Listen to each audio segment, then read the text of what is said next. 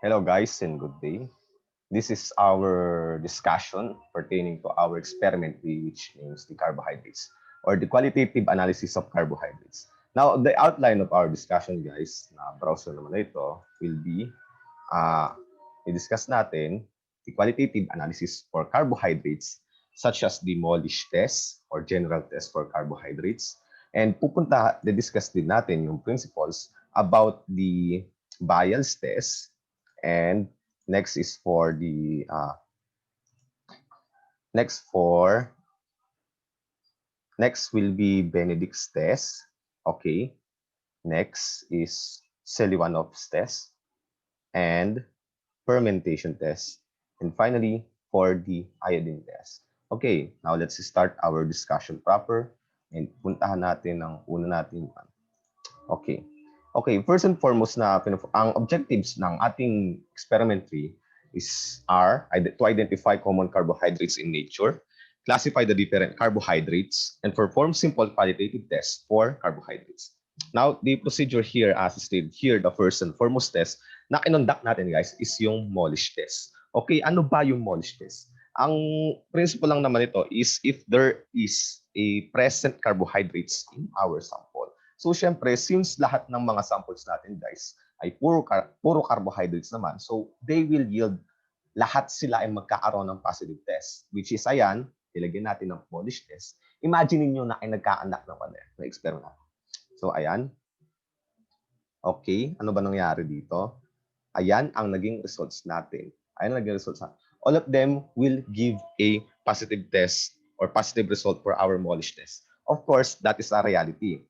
Ang expectation natin, guys, kasi is we should have yield meron akong pictures dito na download ko sa internet. It should be dapat ganito ang itsura niya. It should give a purple junction at our test tube. Indicates for the presence of carbohydrates or positive for Molish test. Siyempre, guys, doon tayo, ito ang expectation natin and ito ang reality. So talagang ganun mga experts natin.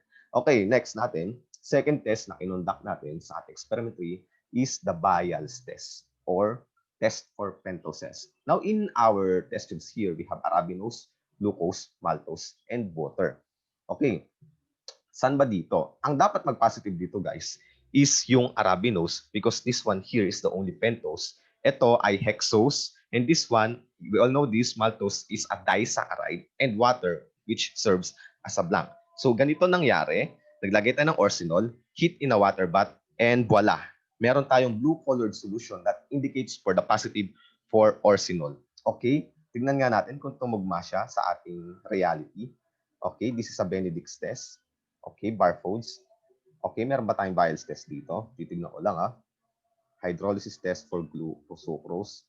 And feeling ko wala. Oo, pero dapat ganun. So, nakita naman natin sa ating experimental result guys that it gave a positive test for our Bayes. Okay, next is the Benedict's test or reductions test. Okay, the samples natin are 9. Ito yun. Fructose, galactose, arabinose, glucose, maltose, sucrose, lactose, starch, and water. Okay, ano-ano ba to? Itong fructose hanggang glucose are monosaccharides. Maltose to lactose are disaccharides, and our starch is our sample for polysaccharides. So our expected here, guys, we all know that the Benedict's test is used for a test for reducing sugars. Dapat magkaroon siya ng positive test dito sa ating apat na samples dito, and magpa-positive din dapat siya sa ating sucrose. It is a reducing sugar. Bakit? Kasi nga meron siya tayong natawag na may yung hemiacetal group na na-discuss ko ba? I think I failed to mention that. But that will be your assignment kung bakit naging reducing sugar or bakit hindi. Kontrahin nyo lang ako. Okay, our results are, naglagay tayo ng positive test here. And voila, kung mapapansin nyo naman, watch the video above. What the heck? Wait. Oh, sorry for the bad words. Okay, watch the video. You all know these guys, top 2, nagbigay din ng positive test yung 4. Okay, nagbigay din ng positive yung 6. Nagbigay, then 8 yung hindi nagbigay ng positive test, and 9. So bakit kaya nagbigay ng positive test yung ating maltose and glucose? Now, i-search natin sa ating internet kung bakit kaya nangyari yun. Okay, let's see. Okay, search natin. Maltose, reducing sugar. Maltose, reducing sugar. Does maltose are reducing sugar? Bakit kaya?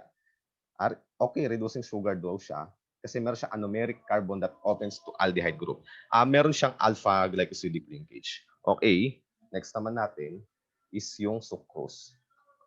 Sucrose. Sucrose is a non-reducing sugar. So, mali ako kanina. And my apologies, guys. No, sucrose is a non-reducing sugar because dahil doon sa may kanilang anomeric group. So, ano ba mag-explains doon? Yung nandito. Ito. Ayan.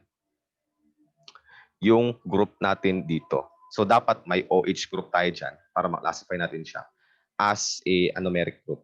Pero yung maltose natin kasi, is may katabing OH. So it is a acetal. Sana, ayun o. Anas na siya. Ito. Ayan. Pero pares lang din naman siya.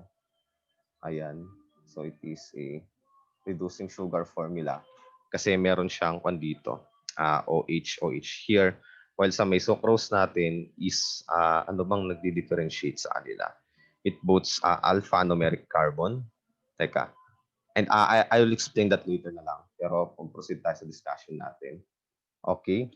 And dun sa ating lactose, reducing sugar ba ang lactose natin? Pero bakit kaya ganon?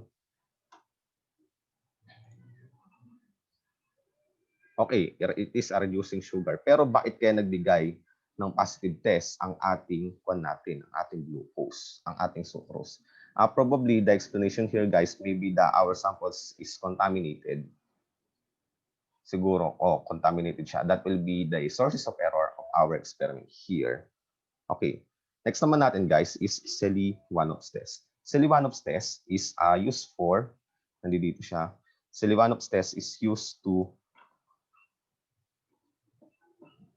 used to detect the presence of ketose in carbohydrates. Now, sa ating carbohydrate samples, guys, ang ating lang natin dito, sa ating Seliwanov's test, is ang ating ketose group lamang dito is yung fructose. While the others are we all know this, hexose na yung iba dito, and the others are disaccharide and polysaccharide here, and water is so black. So dapat, ang magbibigay lang ng positive test dito is our number 1. And according to here, ang dapat na maging results niya is cherry red color.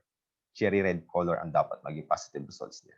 So observe for the positive reaction na kung saan fructose lamang yung magiging positive, which is stated here, cherry red color. Okay, sa ating next naman natin is yung ating fermentation test. Sa may fermentation test naman natin, guys, ang mag-yield lang ang magne-negative lang dito, guys, is yung galactose and yung lactose natin because our yeast lacks beta galactose enzyme that may hydrolyze or ferment our galactose sample. Kaya ganun. Kaya nga 'di ba usually ginagamit yan sa may wine pang ethanol kasi nga yeast is known as used to produce ethanol, carbon dioxide when we are kapag kinuha natin yung glucose natin. So ang mangyayari, ang magiging results lang dito, guys, it will give them, magiging off lang siya ng bubbles dito or carbon dioxide dito sa ating mga samples. And since malabo yung video, guys, pero dapat may mga bubbles yung mga yan. At ang hindi lamang magbibigay ng bubbles natin is yung ating lactose and ating galactose. So, okay, ikon ko lang muna yan. Ethanol solution.